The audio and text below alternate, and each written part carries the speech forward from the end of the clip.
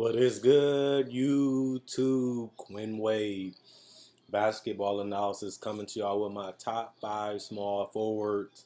People have been wondering who is going to be the best small forward in the world with injuries happening, guys not getting off to the best start, guys not playing at their full capabilities, and a lot of guys moving around in this, you know, position, but these are the guys I got. Some might be controversial, some might you would never believe, but these are the best ones you can get. Honorable mention: DeMar DeRozan.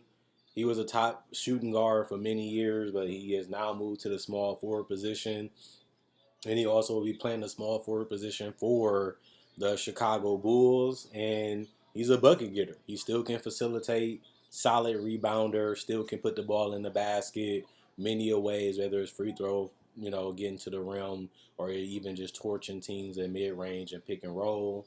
Number 7, Ingram was an all-star last year, could not repeat it this year as he went from being the number one option to the second option, while Zion really excelled in his role. Ingram is a great player because he can get his own shot easily, is knocked down from mid-range, still improving as a finisher in the paint, and is a solid free throw shooter. Was a guy that people seen as being a great player, and he lived up to it so far. He has to become more of a dominant, consistent player if he really want to be looked at as one of the best. And he's just not there yet, but he still is young, and he still has a lot of potential left. Number 5 is Chris Middleton, Cash Money Middleton, a guy that went to Milwaukee years ago, built himself as an all-star 2 years in a row before this season. And unfortunately, he wasn't an all-star or an all-NBA player this year, but he's an NBA champion after this season, and will be forever. A guy that can kill you from mid-range, great free throw shooter, can kill you from three. Unlike these other guys, he's very consistent at the three-point shot. A guy that you can just give the ball to, get a screen, get a switch, get isolation, and he can give you some buckets. His biggest problem is he have games where he's there, he has games where he's great, and he has games where he's bad. He hasn't really been a dominant player in the league ever, but he has been a solid player and a guy that can be a number two from some nights, can be fine as a number three option, and can sometimes not shoot the ball well enough and be a fourth option. But that's the guy that they had, and it was enough to win them a title. So if you're a Bucks fan, as you can see, they brought him back last year with an extension, and they've been pretty confident with him. And anytime you got a guy that's been an all-star multiple times and can put himself back in that discussion this up and coming season, you ain't gonna really complain if you're a Bucks fan because he helped you win the title and was a big reason. Because when Giannis went down in the playoffs, especially against the Hawks, he was able to help them get those two W's and got them to the finals. Jason Tatum will eventually probably be at the top of this list or close to it. Really had an explosive year last year where he was able to get him an All-Star and an All-NBA team under his belt. This year he was an All-Star but didn't get the All-NBA nod, unfortunately. But we've seen him take over in ways we haven't seen him take over in a while. Scoring and tying Larry Bird, helping the team get to the playoffs, was the reason why they beat the Brooklyn Nets because he had carried the load and really was unstoppable. Showing signs of being a dominant player in the future, led all small forwards in scoring last year for this position and has huge upside. Can post up a little bit, can handle the ball, kill you in the mid range, showing that he has been a better 3-point shooter than we even thought, even as a rookie. And as he continues to dominate, especially when this team fully become his, we can see him at the top of this list in the future. And there's also a solid defender too. Number 3, Jimmy Rickety Tickety Butler.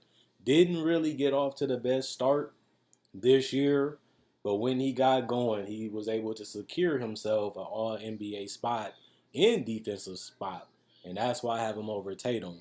He's a better playmaker, a better rebounder, in my opinion, and also not as good of a scorer as we've seen in the playoffs.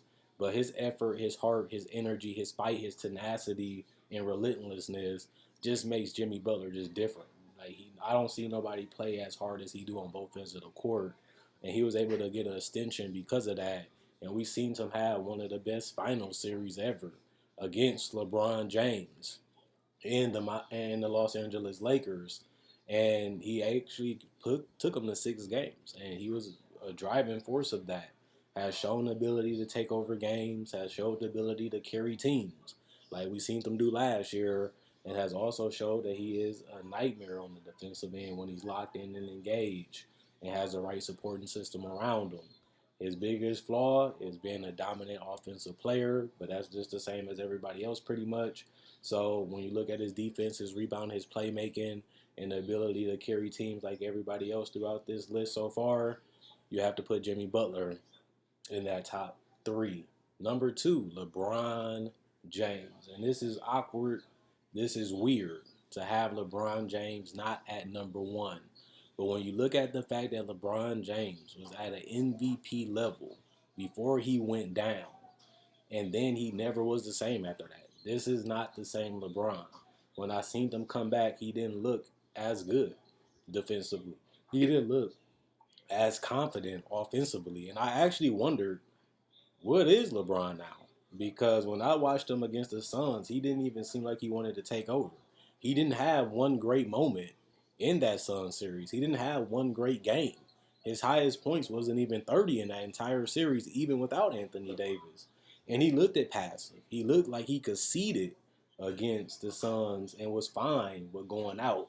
He didn't have the hunger. He didn't have the dominance. He didn't have that game that just made everybody go crazy and gave them hope that they can beat the Suns. He just played solid and decent. And that's unlike LeBron, who carried the team to the finals, who did it throughout his whole career in the Eastern Conference getting to the finals. He didn't have one of those runs. He didn't have one of those games. Even when AD was healthy, it looked like AD was the reason why they was going to beat the Suns, not LeBron James. And that sounds crazy. But it all was true last season. And LeBron has already clapped at some people. We know that LeBron is going to be one of the best players in the league. We know he's going to be on the mission to prove people wrong. We know that he's going to be out there to send a message this year, but we still have to see it. You know, LeBron James told us playoff mode activated, and they missed the playoffs his first season with the Lakers. Then he was the finals MVP, and this year it looked like he could be the MVP. But then that quickly deteriorated, and next thing you know, he missed the majority of the season and didn't look like himself when he came back. And that's unfortunate because LeBron, to a lot of people, is the GOAT. He's the best player in the world. He's unbeatable. He's undeniable. And we're seeing some chinks in that armor this year. But you can say the same thing about number 1, Kawhi the Claw Leonard. This guy gets injured in the Western Conference Finals. Well, in the second round against the Utah Jazz. And it was unfortunate because he averaged 30 points per game in the entire playoffs on great efficiency, as he always does in the playoffs.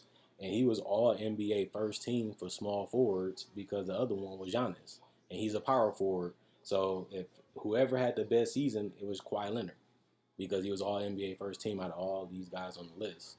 And he was also an all-star, and he was also all defensive team, just like Jimmy Butler. But he was also able to score at a high level during the regular season. His playmaking improved. His defense took a step up compared to the last couple seasons. Still missed a lot of games. Still, unfortunately, went down in the playoffs. But when you look at who had the best regular season for the small forward position, it was Kawhi Leonard. When you look at who had the best postseason, it would be between Tatum and Kawhi Leonard. But when I look at that Mavericks series, it was on the same level as Tatum. The difference was Kawhi Leonard was also able to play in the next series and looked good even against the Jazz before he went down. Unfortunately, a lot of these guys didn't have their greatest seasons ever, and you still do have to pick a number 1. And if I had to do it for the entire season and postseason, it has to be Kawhi Leonard. Kawhi Leonard was looked at as the best player possibly when he won a championship with the Rockets. And to me, he is the best small forward in the NBA today. Sad part about Kawhi Leonard is he's unfortunately might miss the entire season and might not reclaim this throne next year. It will be somebody else most likely. So for this season, it's Kawhi Leonard. For next season, it most likely won't be unless he just comes back and look amazing from the get go in the playoffs. If he comes back around playoff time, and if they make it to the playoffs, but based off this season, it's Kawhi Leonard. Next season is going to be a different story, most likely, and we'll see who's back at the top. Will it be LeBron? Will it be Jimmy? Will it be Tatum? Because they're going to need Tatum to do a lot more than he did last season because they don't have as much firepower as they did last year. But they're going to have space, and he's going to have the ball in his hands, and maybe he has a career year like he did the last 2 years and showed his growth and improvement. Or maybe, it might be somebody that comes out of nowhere. But it looks like LeBron James will be taking the throne back next year at 37, I believe, which is just crazy to be the best player at your position at that age. But realistically, it looks like that's what's going to happen. But for now on, it's Kawhi the Claw Leonard, number one small forward in the league for the 21 season. And I don't believe he'll be repeating next year. But, hopefully he gets well and gets back to the game, and we can see if he can bring a ship to the Clippers like LeBron did for the Lakers. Other than that, let me know what I got right, what I got wrong, and what y'all list is. Quinn Wade, Basketball Analysis. I'm signing out.